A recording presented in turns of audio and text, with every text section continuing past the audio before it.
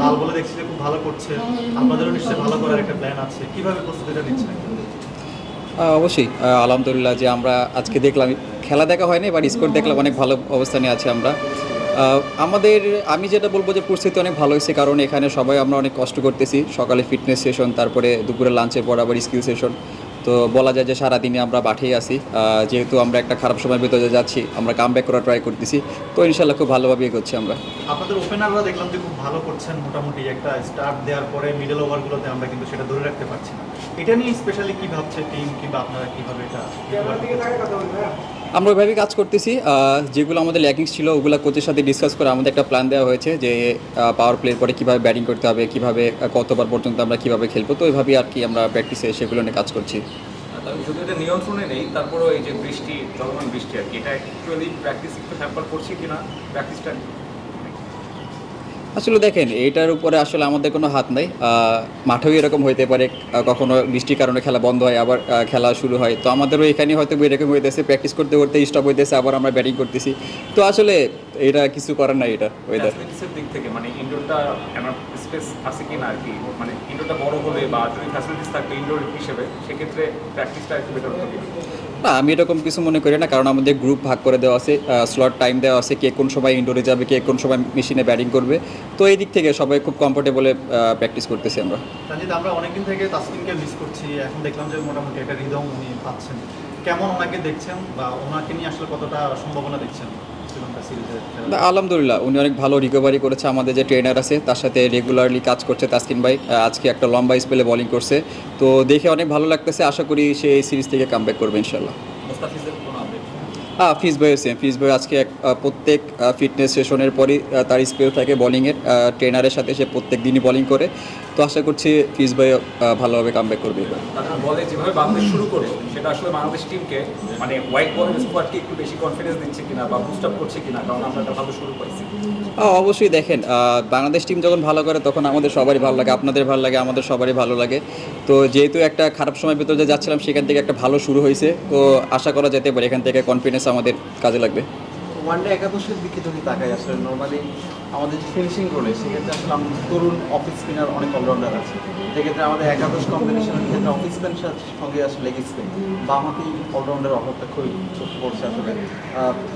মিরাজ আছেন, শেখ মেহেদী আছেন, মুসাদ্দেক আছেন। তো এই জায়গাটা কি আপনাদের একটা মানে কনসার্নের জায়গা কিনা? 2027 বিশ্বকাপ সামনে রেখে আসলে বামহাতি অলরাউন্ডার, যেখানে আমরা দেখছি আসলে রবীন্দ্র জাদেজা ভারতের, জ্যাকব ব্যাটসম্যানকে তৈরি করা হচ্ছে ইংল্যান্ডের, এটা একটা কনসার্নের জায়গা কিনা? আসলে ভাই দেখেন, সত্যি কথা বলতে এটা আমার কাজ না, এটা কোচ, ক্যাপ্টেন এবং সিলেক্টররা আছে, তারা যেটা ভালো মনে করে তারা সেই ভালো ডিসিশনটা নিবে আশা করি।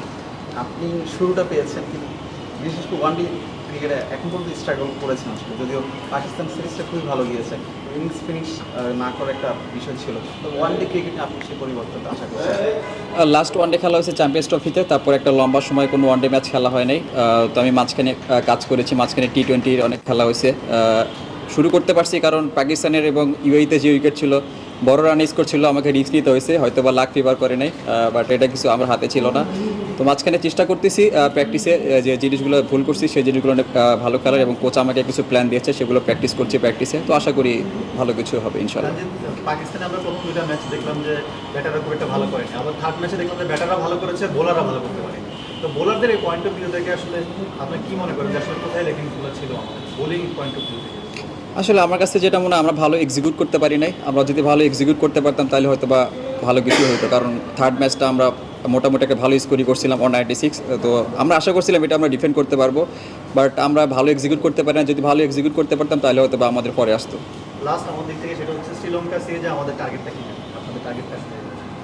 আসলে আমি টার্গেট এরকম স্পেসিফিক বলতে চাই না, ভালো কিছুই আশা করছি ইনশাল্লাহ। সবাই চেষ্টা করবো যাতে ভালো ক্রিকেটটা আমরা খেলতে পারি, আর যদি ভালো ক্রিকেট খেলতে পারি তাহলে ইনশাল্লাহ পজিটিভ জিনিসই আসবে ইনশাল্লাহ। চিটাগাংয়ের রুটিনটা কি আপনাদের কোনো আইডিয়া দেওয়া হয়েছে কিনা? প্র্যাকটিস ম্যাচ বা কিছু থাকবে কিনা? হ্যাঁ, চিটাগাংয়ে আমরা দুটো প্র্যাকটিস ম্যাচ খেলার জন্যই যাচ্ছি। প্র্যাকটিস ম্যাচ খেলে এসে দেন হয়তো বা টিম শ্রীলঙ্কা যাবে।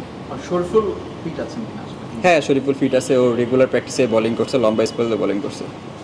একটা বিষয় জানতে চাই, সেটা হচ্ছে যে আপনার ক্যারিয়ারে সো ফার যতটুকু খেলেছেন, আসলে আপনার কনসার্নের জায়গা কোনটা? আমার কনসার্নের জায়গা একটাই, যদি ভালো শুরু পাই সেটা কীভাবে বড় করতে পারি, জাস্ট এই একটাই, আর বেশি কিছু চিন্তা করি না আমি। এগুলো আসলে হচ্ছে না, মানে আপনি ফাইন্ড আউট করতে পেরেছেন? কিছু সময় আমার কাছে মনে হয় যে আমি একটু বেশি রিস্ক নিয়ে ফেলি, আবার কিছু সময় হয়তো বা রিস্ক নিতে হয় আমাকে, কারণ যখন 300 রানের উইকেট থাকে বা 300+ রানের উইকেট থাকে তখন কিছু পাওয়ার প্লেতে একটু রিস্ক নিতে হয়।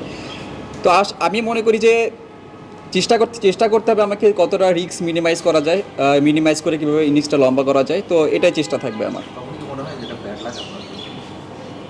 আসলে লাক জিনিসটা নিয়ে কিছু বলতে চাই না, হয়তো যদি কোনো দিন লাক ফেভার করে ভালো শুরু পাই, আসলে লাকের থেকে বেশি ইম্পর্টেন্ট যেটা নিজের চেষ্টা এবং রেসপন্সিবিলিটিস, এই দুটো যদি থাকে তাহলে ইনশাল্লাহ ভালো কিছু করা এটা সম্ভব। তো ভাই চমৎকার। কি বলবো এটা। ঠিক আছে থ্যাংক ইউ ভাই, ঠিক আছে। Thank you.